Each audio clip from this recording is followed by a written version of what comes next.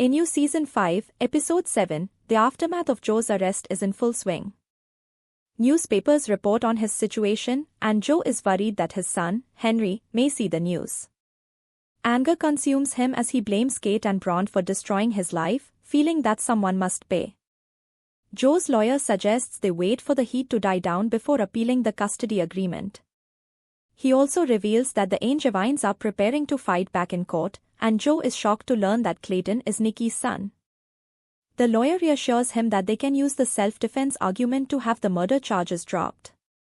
For Henry's custody, Joe just needs to be on his best behavior and sway public opinion in his favor. However, Joe is impatient and fears that Kate is poisoning Henry against him. Meanwhile, Kate's lawyer, Sloane, urges her to go public against Joe to sway public opinion. Teddy wants her to involve the police, but Kate refuses, knowing that Joe could expose her involvement in past murders, including those of RHVS and Bob, and Nadia's false imprisonment.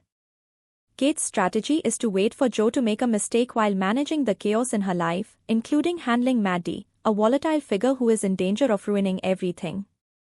Despite Teddy's frustration, he agrees to her plan for the sake of Henry's safety.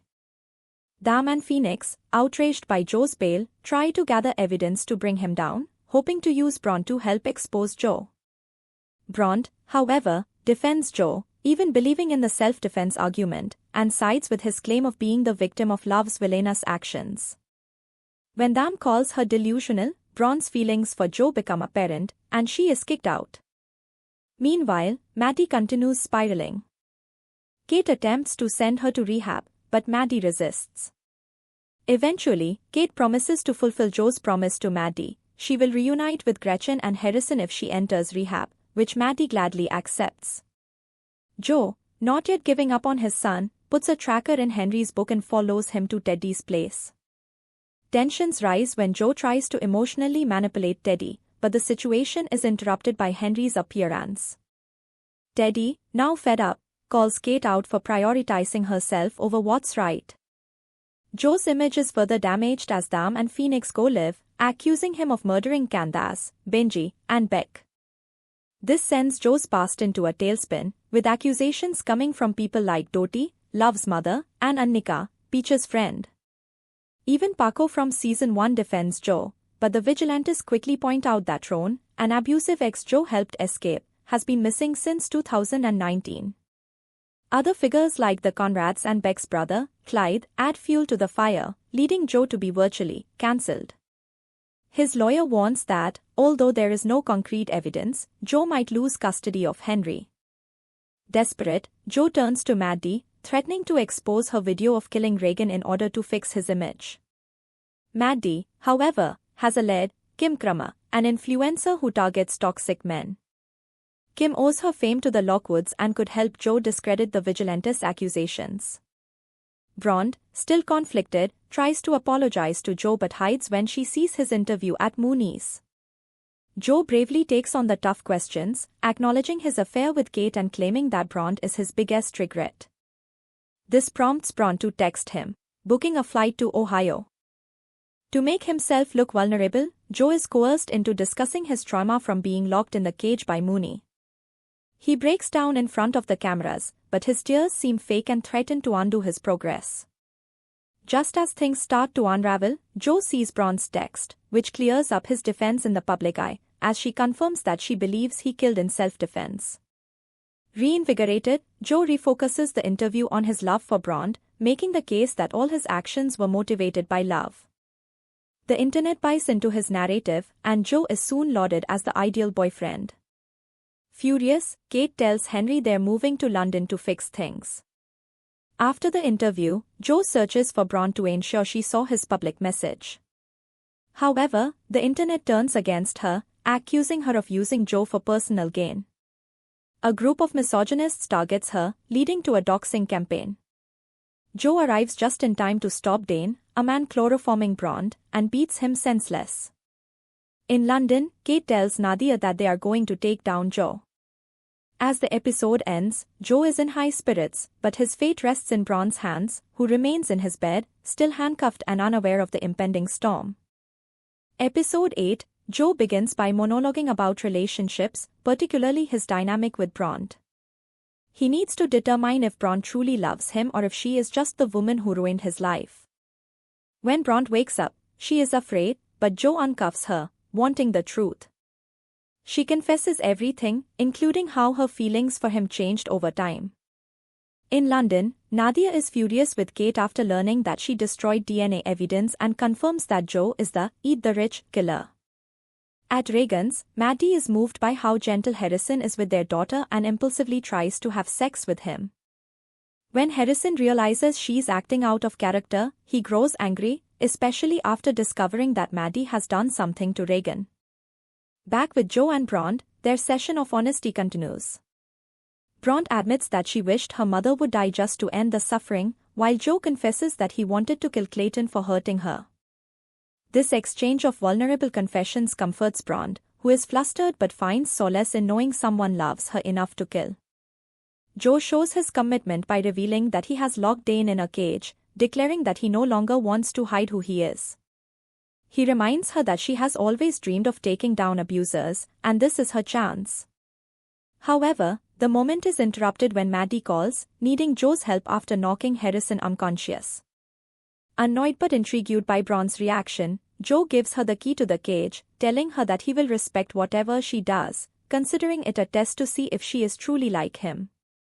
Meanwhile, Kate takes Phoebe to babysit Henry while she plans to handle Joe. In a vulnerable moment, Kate confides in Phoebe about Joe being the "eat the rich" killer, expressing guilt for not recognizing the signs earlier. Phoebe comforts Kate, offering her some emotional support.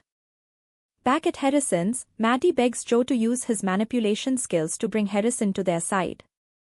Despite wanting to return to Bronte, Joe agrees to help, feeling generous and romantic. Meanwhile, in London, Kate secretly arranges for Nadia's release. However, Nadia is too scared of Joe to forgive Kate, and Kate shifts her focus, wanting Nadia's help to destroy Joe. As things unfold with Harrison, the situation becomes tense. Harrison refuses to forgive Maddie's past actions, deciding he is too righteous to forgive murder. Maddie challenges his selective morality, but this backfires, and Harrison declares that he is a bad man deserving of death. Joe grows impatient with Harrison's existential crisis and attempts to kill him. Maddie then begs for some time alone with Harrison, which Joe reluctantly agrees to. In a desperate moment, Maddie confesses to Harrison that she cannot survive the guilt without him and that Gretchen needs them both. Meanwhile, Bronte continues to bond with Dane, who initially looks down on her but eventually finds common ground with her over their sick mothers. Dane nearly escapes but makes the mistake of declaring that next time he will only target women who deserve it, enraging Bronte.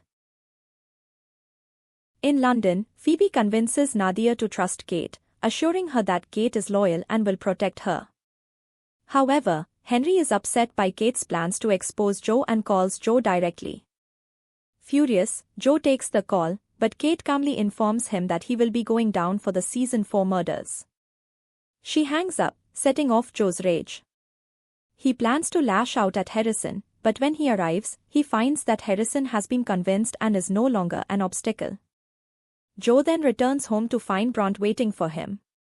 She confesses that she let Dane go with a warning that they would be watching his every move.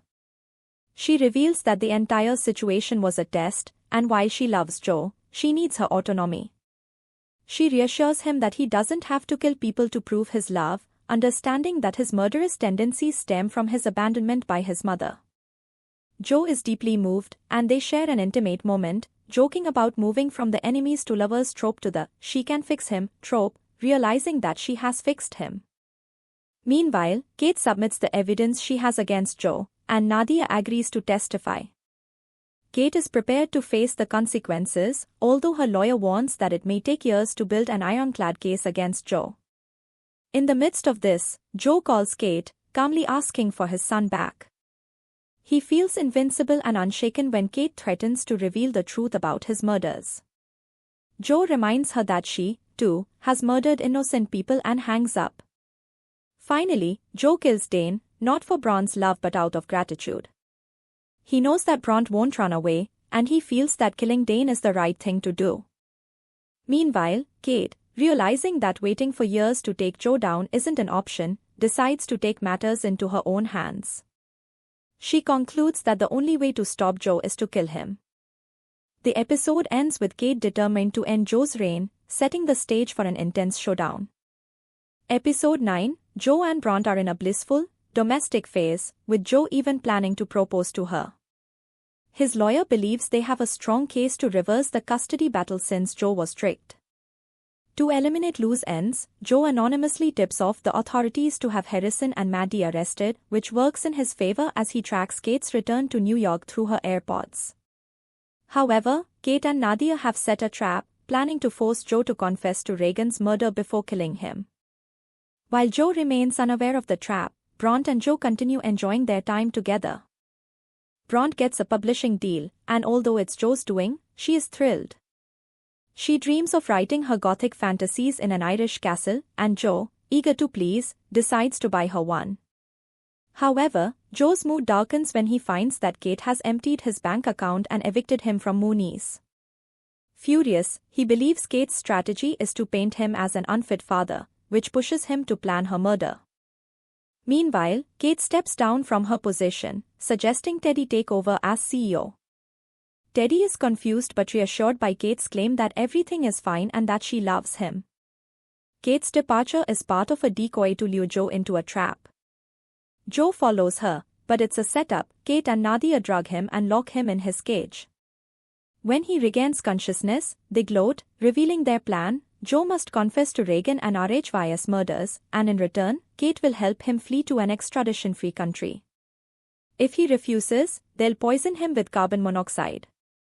Joe tries to appeal to Kate's maternal instincts, but she is unmoved and reveals that Henry will be sent back to Dante and Lansing, regardless of the outcome. As the tension rises, Bronte sneaks upstairs to gather her things. Kate confronts her, trying to convince her that Joe is dangerous, but Bronte remains loyal to Joe, believing she knows the real him. She accuses Kate of hypocrisy for using Joe to kill Bob. Kate, unfazed, leaves Bronte behind. Downstairs, Nadia confronts Joe, realizing that he is too delusional to admit his crimes. To unnerve him, she brings in Marian, who is alive but bitter towards Joe. She accuses him of ruining her life, and Joe, ever defensive, insists he saved her, claiming he rescues women from abusers. Marian counters by calling him an abuser, and she expresses relief that he is finally facing the end. This revelation makes Joe realize that he is never truly escaping, and Marian's words shake him. Bronte, leaving the bookstore, is shocked to find Marian alive. Marian shares her own experience with Joe, describing how he made her feel safe and how, like Bronte, she once believed she could fix him. This truth hits Bronte hard, and she runs off, disturbed. Back in the basement, Kate continues trying to force Joe to confess, but he refuses. Nadia grows impatient and decides to kill him, shooting him in the leg. Marian and Kate attempt to calm Nadia down, but they realize they're at an impasse. As penance, Kate decides she will be the one to kill Joe and sends Marian and Nadia home. Joe, however, has hidden an extra key in his arm. He manages to extract it by biting and twisting, escaping the cage. When Kate returns, Joe uses Nadia's gun to shoot her in the stomach. Meanwhile, Maddie arrives at the bookstore, furious that Harrison has been left to take the fall. She locks the basement door and lashes out at Joe, refusing to believe him even when he tells her that Kate is downstairs, bleeding. She sets the bookstore on fire and leaves, leaving Joe to deal with the chaos. Joe and Kate both head downstairs, injured, accepting that they are nearing the end. In their final exchange, Kate jokes about Joe's wife's burning, to which he corrects her, revealing that he poisoned love first. Kate records the confession and sends it to Nadia. Despite the circumstances, Joe remains indifferent, resigned to his fate. Outside, Bronte reflects on Marian's words and realizes the truth. She tries to call them but leaves a voicemail, apologizing and confessing that she lost her way. As she prepares to leave, she sees the fire and rushes in to try and save Kate. Joe, thinking Bronte has come to rescue him, convinces her to help him.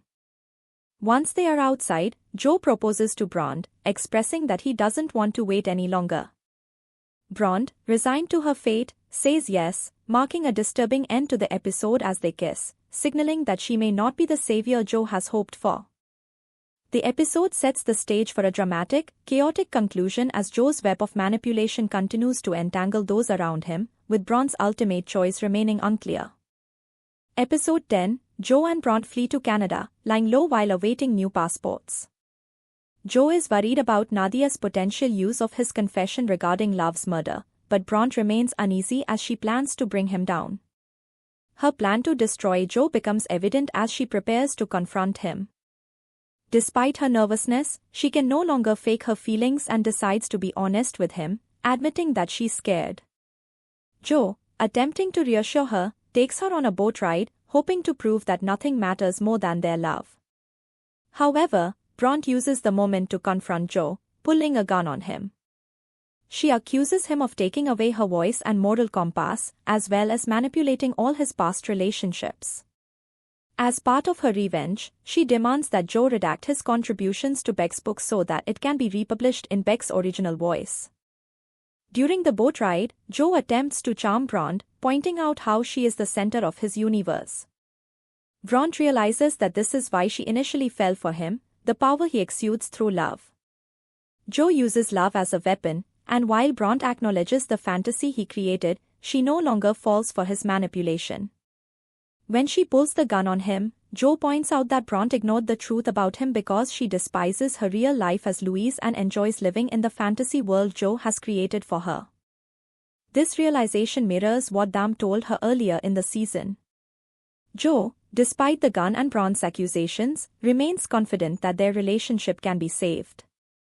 He believes that they are simply going through another romantic trope where the heroine pulls a gun on the hero over a misunderstanding.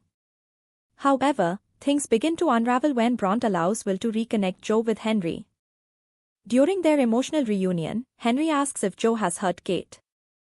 Joe lies, but Henry, recalling how Joe used to check under his bed for monsters, now recognizes that Joe is the true monster. Hurt and disappointed, Joe realizes he has crossed a line with his son and believes he deserves death for being so unlovable. The final blow comes when Bronte calls Joe out for his pity party. She accuses him of being delusional and points out that he is not the victim. She believes that if she can wake up and see the real him, the world will too. Joe, now completely disillusioned, decides he no longer cares about love or the universe. After losing the one thing that matters most to him, his son, he attacks Bronte in a fit of rage. In the aftermath of the fight, both Joe and Bronte are bloodied.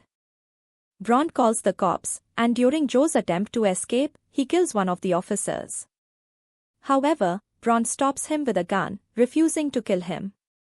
Joe begs her to kill him, but she refuses.